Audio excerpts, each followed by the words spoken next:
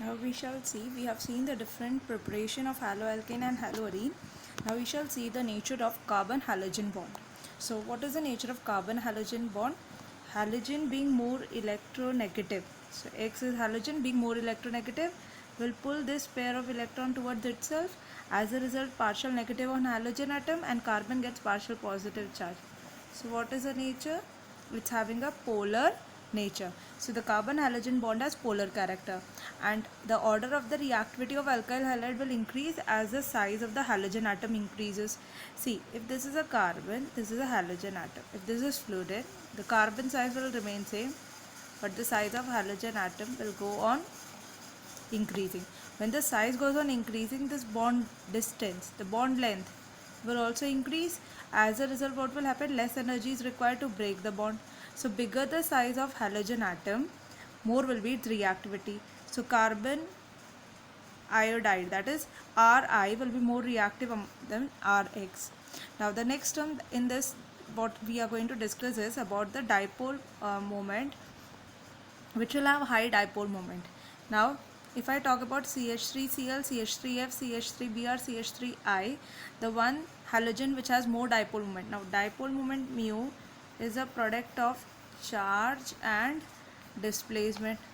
So dipole moment increases with increase in the number of, or with increase in charge and displacement. More the charge dispersal and the distance, more will be its dipole moment. That is electronegativity. If there is electronegativity, only then charges will separate, and then we will have displacement. So only size factor won't result in a bigger size, bigger bond length and higher dipole moment. No, we have to consider both the factor charge and displacement, and as a result we find that from chlorine to bromine to iodine, the dipole moment decreases as the size of the halogen atom increases.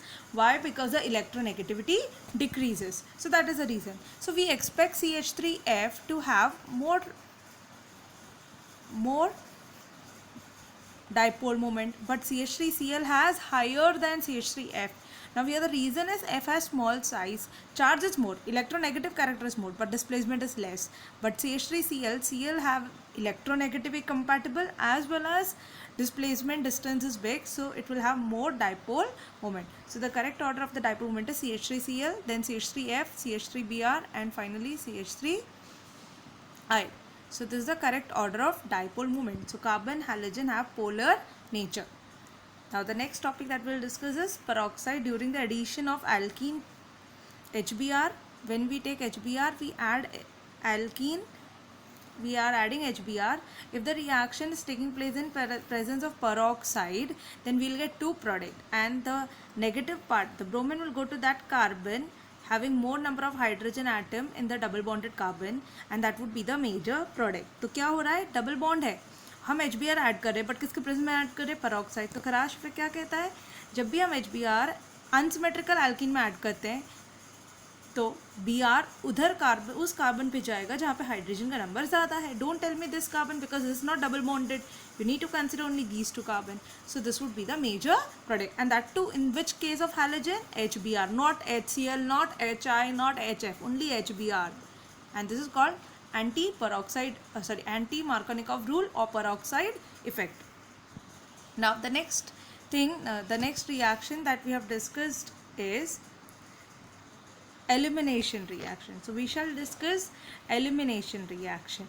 Now alkyl halide undergoes elimination. Now how do we undergo elimination? The carbon to which halogen is attached is alpha and the neighboring carbon are beta.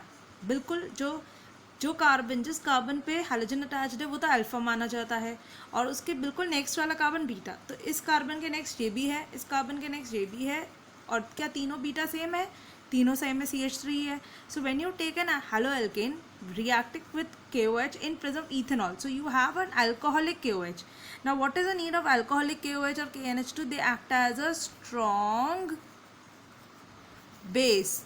ये nucleophile के साथ एक और characteristic feature show करते हैं जो है base.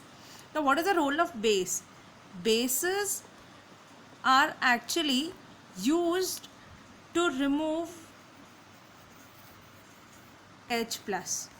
How do you get H plus? H plus is removed from which carbon? Beta carbon. So beta carbon, ये 3 बीटा कार्बन थे, तीनों पे H है, तो तीनों एक जैसे ही हैं, तो कहीं से भी एक H हटा दो और अल्फा से Cl, तो जिस कार्बन से आपने H हटाया है उस कार्बन और जिस कार्बन पे Cl था उनके भी डबल बॉन्ड बन जाएगा and you get your alkene. This is called dehydro halogenation. So you require alcoholic KOH. It's alcoholic medium. Only in alcoholic medium it will act as a strong base. You require a strong base so that the proton can be removed. So the order of reactivity is I will remove more easily because of bigger bond length. तो chlorine से easily हम किसको remove कर सकते हैं? I को. So and which alkyl halide will undergo more reactively elimination? 3 degree. Next is you got alkene. Now in most elimination, if the haloalkane is substituted more then and you do elimination, तो आपके पास अगर एक से ज़्यादा beta carbon है but दोनों beta एक जैसे नहीं है, अलग अलग है, तो वो वाला कार्बन मेजर प्रोडक्ट होगा या वो एल्कीन मेजर होगा जहाँ पर हाइड्रोजन का नंबर कम होगा. So if I talk about this, I have the carbon alpha. Now this is beta, this is beta dash, or I'll see with this color beta dash. क्या ये beta और ये दोनों एक जैसे हैं? नहीं, ये CH2 है और ये सिर्फ CH3 है. तो यहाँ से जब H हटता है यू गेट ब्यूट-1ene और यहाँ से जब H हटता है यू गेट ब्यूट-2ene. अब कौन सा मेजर होगा कौन सा माइनर होगा, that is govern by Saytzeff rule which states that the carbon having double bond, जिस कार्बन के बीच डबल बॉन्ड बने हैं उन कार्बन के हाइड्रोजन का नंबर को देखो. जहाँ पे ज़्यादा हाइड्रोजन है मतलब वहाँ पे सब्सटीट्यूशन कम है और वो आपका होगा माइनर, और जहाँ पे हाइड्रोजन कम है वहाँ सब्सटीट्यूशन ज़्यादा है और वो प्रोडक्ट होगा आपका major. So which is your major product? The alkene in which hydrogen is more on the double bond carbon is your minor product, and the alkene in which hydrogen is less is a major product according to Sayzev rule during elimination reaction. Now we shall discuss the next part over here is how do haloalkane react towards nucleophilic substitution reaction. Now there are two ways to undergo nucleophilic substitution reaction, either by undergoing SN1 or SN2, that is nucleophilic substitution unimolecular or bimolecular. Both the way the product is to be obtained, but what is the way, what is the pathway by which the reactant is changing into product, that depends. So there are two pathways, SN1 and SN2. Now in SN1 two steps are there. The first step is the formation of carbocation.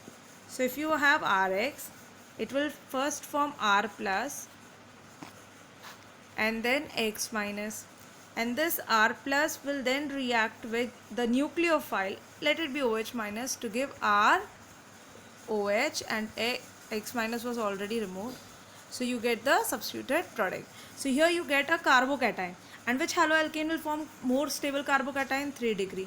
So alkyl halide, if it is 3 degree, you will have SN1 path only, and 3 degree haloalkane are more reactive towards SN1, and in SN2 the nucleophile will attack the carbon having the halogen from the back side, and it will form a transition state in which carbon forms bond with nucleophile and weakens a bond with halogen atom, and it forms 5 covalent bond which immediately forms into the inverted product by the laws of X minus. So it's a single step in which you have a transition state. So primary haloalkane undergoes which kind of reaction? SN2, and in SN1 mechanism 3 degree haloalkanes are more reactive. Now the stereochemical aspect we will see. For that we will discuss the first thing, that is optical activity, or we shall talk about plane polarized light. So what is plane polarized light? Normally when we talk about light, it has direction in all the plane, in all the sides the vibration of the particle take place. When you pass it through a Nicol prism, you have the light having the particles vibrating only in a single plane. Now this is called plane polarized light. It is a monochromatic light having vibration only in a single plane, and that too perpendicular to the path of the propagation. So this is called plane polarized light having vibration in a single plane. And this was this board question. What is plane polarized light? It's a light having the vibration in a single plane. That's called plane polarized light. Now few more terms we will discuss. What is the beam of light whose vibration are confined to a single plane is plane polarized light, or they are obtained by passing monochromatic light of single wavelength through a Nicol prism. Now what is optically active substance? Those substances which rotate the plane polarized light when it is passed through their solution are called optically active. So when you have plane polarized light and you pass it through a sample. Now if the sample changes the direction of plane polarized light either towards right or towards left, then it's called as optically active. इस substance ने इस PPL के light के direction को rotate कर दिया, तो right या लेफ्ट, तो इस सब्सटेंस को कैसा कहेंगे? Optically active substance. ठीक है. If it is rotating towards right then it's called dextrorotatory, और D small letter d or with plus sign. And if it rotates the plane polarized light in the anti-clockwise, it's levorotatory denoted by L or minus sign. So levo means those substances which rotate the PPL towards left, and that is levorotatory, and the substance which rotate the PPL towards right are called dextrorotatory. So on molecule which rotate plane polarized light are normally called optically active, and which do not rotate are called optically inactive.